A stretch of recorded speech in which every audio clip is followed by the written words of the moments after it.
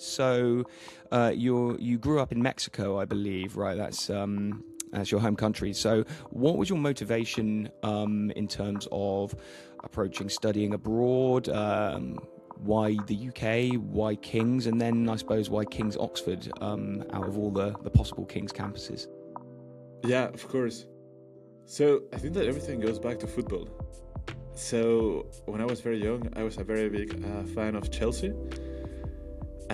So I always had like a bond with like the British culture because of the Premier League.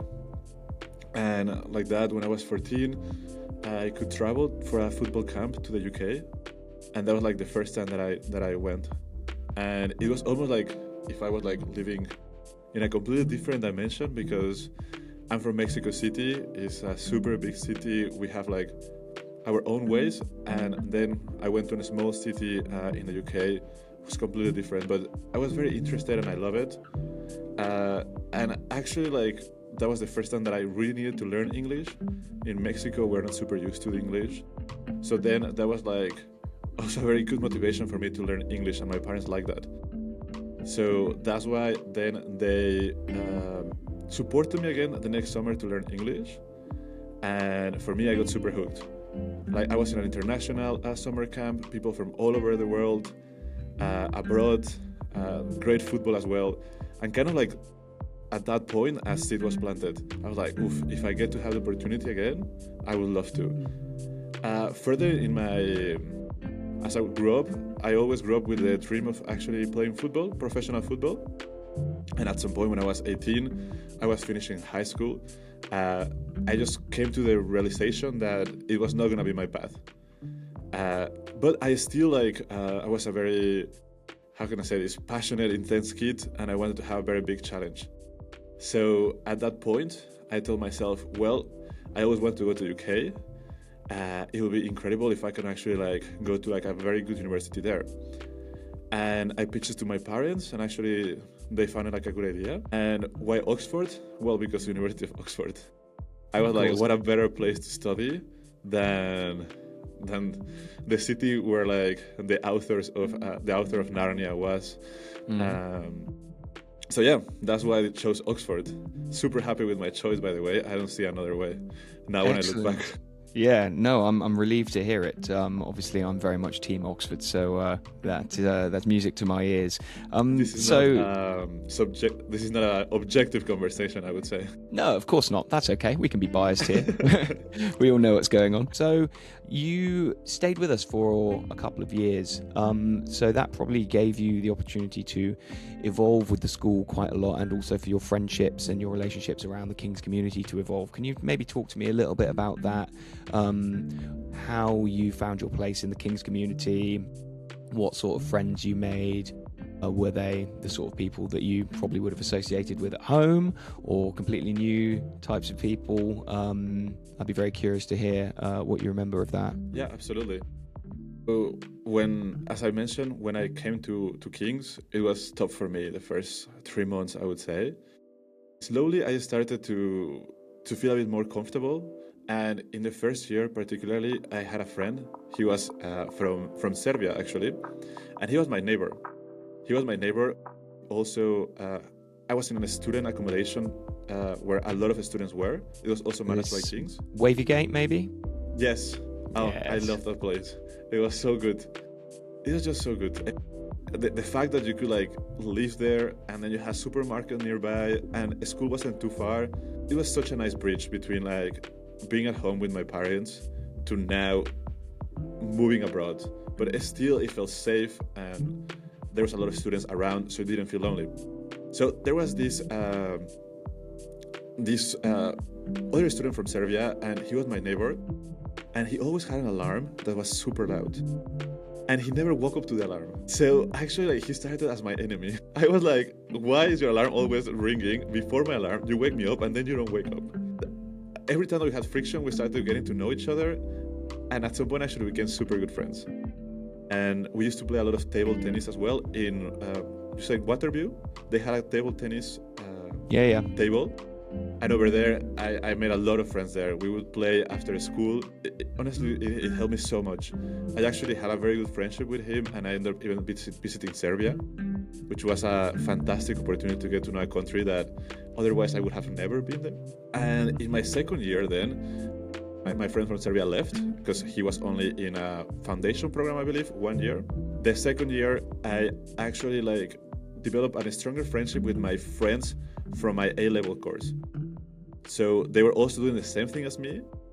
Maybe just the pressure from the A-levels coming to close brought us together. We started studying together, and we just really bonded. I think that they were really my brothers and my sisters. Some names that come to my mind is Amen or Aisha, Anastasia or Negin. They were so close to me. And we used to study together, many times go for food as well, even travel sometimes together. And honestly, it was very hard for me when I stopped seeing them. I really feel as my family got ripped from how strong our bond was. And I got to travel as well to see them. For example, with Aisha, I went to Malaysia. Wow. And one of the best things about traveling a country is if you get the chance that someone from there gets to show it to you. The local guide. So, exactly. So that was super, super cool about it. I got to meet people from all over the world, which I find that there is very few contexts in which that can happen. And also have deep connections with that people.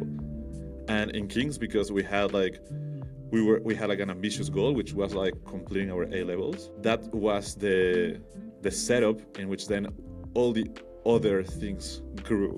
So moving on from your studies, you found yourself in this sort of very topical, very modern area of AI and machine learning. Is that fair to say in your entrepreneurial activities with Prodi? Would you be able to maybe offer your sort of your take on the situation with AI these days, and maybe from a student's perspective, a current student at King's, what you would recommend in terms of keeping up with the progression of this technology, how you would recommend engaging with it in a sort of productive manner? Do you have any sort of tips for anyone who might feel like they're being left behind the AI wave, and how it could maybe help present day students at King's? I think that it's a super exciting field. I think that it's moving super fast. I think that everyone is just trying to figure it out. I'm not sure if someone really knows how things are gonna be in 5-10 years. What I'm personally trying to do is there is particular fields of my interest. For example, programming is one of them. I'm trying to keep an open mind as much as possible. Many times some of the new practices, new technologies that come are quite confronting because they challenge the way how I was taught to learn. So I'm trying to stay open-minded, but at the same time also be critical with it. I'll give a very particular example. There is something called vibe coding. By the way, I ended up studying, specializing in ICT and electronics, so then programming became my passion ultimately, my true passion. So coding is a big part of my everyday, but I'm a more traditional programmer. I wouldn't use AI because I wasn't taught with AI. But now that AI is coming along, I'm challenged because I know people that now are building great things without even writing a line of code. So I think that I'm constantly trying to evaluate what does it good at, what is it not good at which point it finishes. So far, what I've noticed, my opinion for vibe coding is that it can be really good for prototyping very fast, to very quickly be able to have a visual representation of how things can look like. The problem starts becoming when you are scaling. So, and over there you sometimes have a lot of technical depth that the vibe coding did. So I just think that you need to stay awake and try to hear different opinions, but don't take anything for granted, I would say. What's your role in Prodi? Were you one of the founding members? Did you join during its infancy? Could you maybe outline how that jump happened for you? Yeah, of course. So I was a software developer in Nokia, and when I was over there, every time the whole generative AI topic was becoming hotter and hotter. in the news, but also, as I said, I was using it myself, and I was noticing that something fundamentally was changing. I didn't know what, but something fundamentally was changing. It really reminded me a lot of the dot-com bubble. Like, now people can sell things on the web. I was like, wow, now I can ask a chat and he gives me like a reasonable answer, and seems to be getting better all the time. So at that point, together with my co-founder, we just took the decision that we wanted to step out of our jobs, in spite actually like really liking our jobs, both of us, just because we felt that there was an opportunity, there's going to be opportunities because of the new technology that were coming. And that's why we decided to take the jump, and we co-founded it from the ground up ourselves. Yeah, incredible. I've got a lot of respect for people who take the jump like that. I'm a self-employed person myself, alongside my work with Kings, and there have been periods where I've been, entirely freelance and things like that, and it's an exciting but scary place to be. Never quite knowing what's around the corner, never necessarily knowing when the next paycheck is coming. So I suppose, do you have any words of wisdom or advice for any King's students, or maybe any King's graduates who are presently in university, who might be considering pursuing an entrepreneurial path like yourself?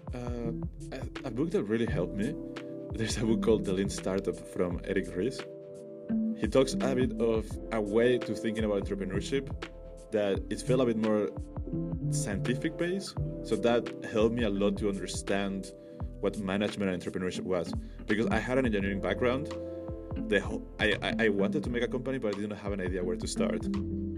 So it was a good guidance. Also, there is a fund that invests in startups, but they produce a lot of good material that is called Y Combinator. They have a lot of videos on YouTube, and I follow that content. So my advice would be, if you're interested in it, look at people that have produced content about it, so you can familiarize yourself, and then you can have a bit more elements to take a decision. Excellent. So yeah, the information is out there, and it's very accessible as well. So yeah, just get involved. Good advice.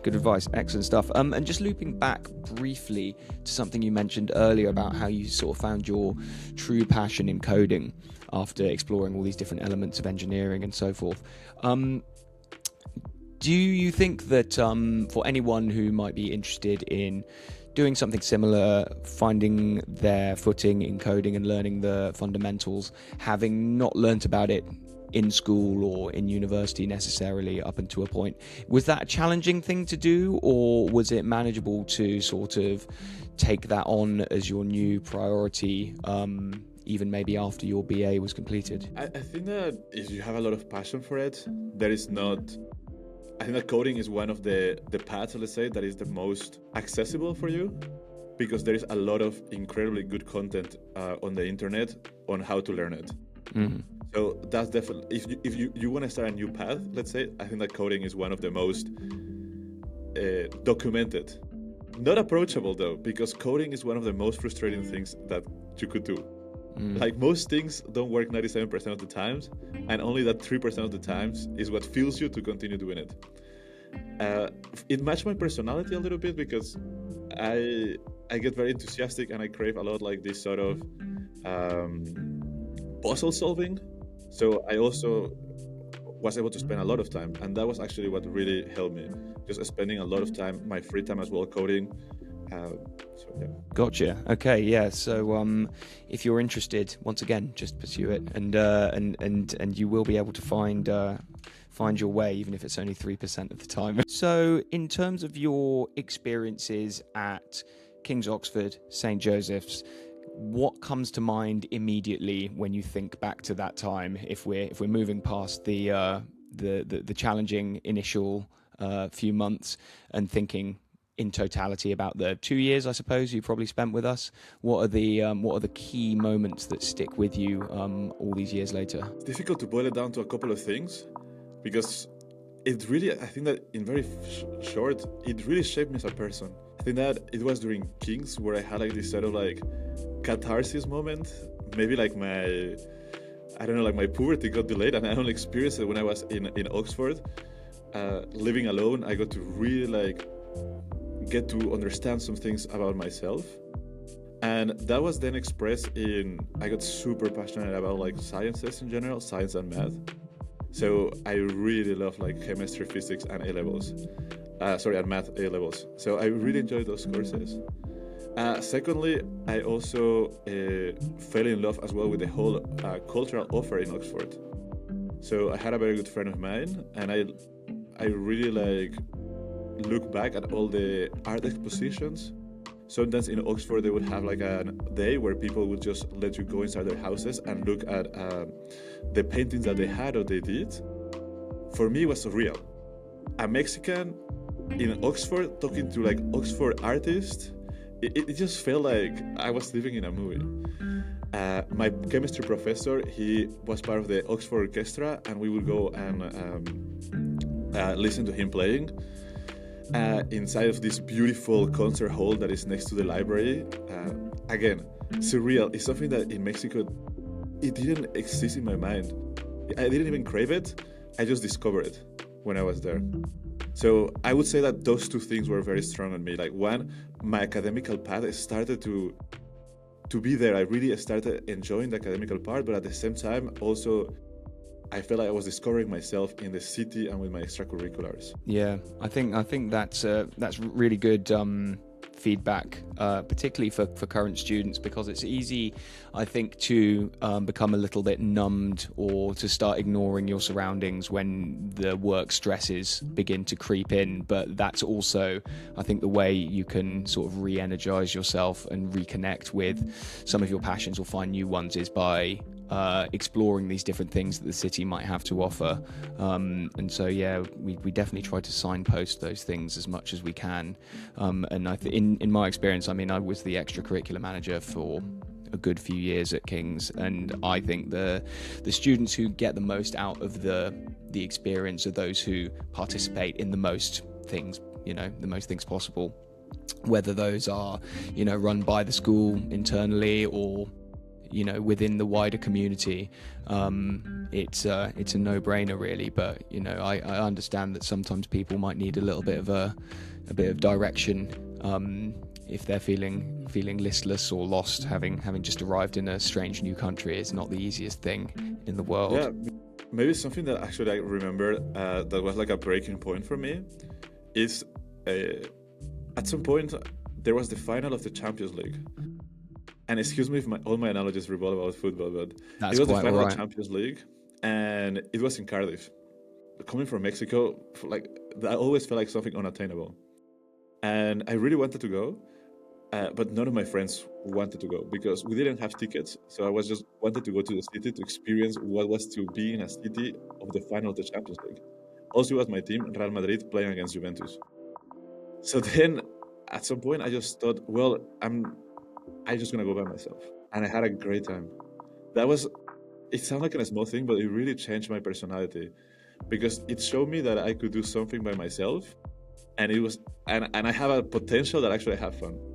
And then I continue doing that in my time with Oxford. Yeah, absolutely. It's the sort of proof of your independence, isn't it? Realizing that these things are suddenly within your grasp now that you're living independently abroad. You've alluded to sort of being, a boy coming from Mexico and that sort of thing. I'm curious what your maybe key takeaways or maybe advice for maybe prospective Latin American students might be, or those who maybe have signed up for a course at King's and are on their way over to join us soon.